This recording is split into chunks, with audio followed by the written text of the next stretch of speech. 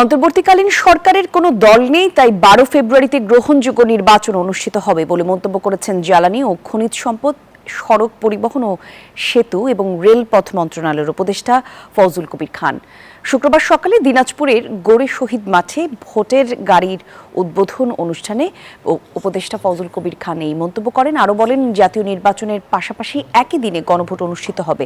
গণভোটে হ্যাঁ বা না ভোট দেওয়ার সিদ্ধান্ত জনগণের। জনগণ যেই দলের প্রতিনিধিকেই ভোট দেবে সেই নির্বাচিত হবেন।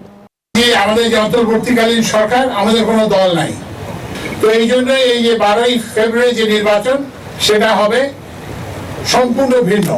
এখানে আপনারা যাকে চাইবেন নির্বাচিত করতে, তিনি যে দলের হোক না কেন, যে ধর্মের হোক না কেন, যে বর্ণের হোক না কেন, যে গোত্রের হোক না কেন, তাকেই আমরা বিজয়ী হিসেবে দেখতে চাই। Bashundhara public school and college 2026 শিক্ষাবর্ষে ভর্তি চলছে।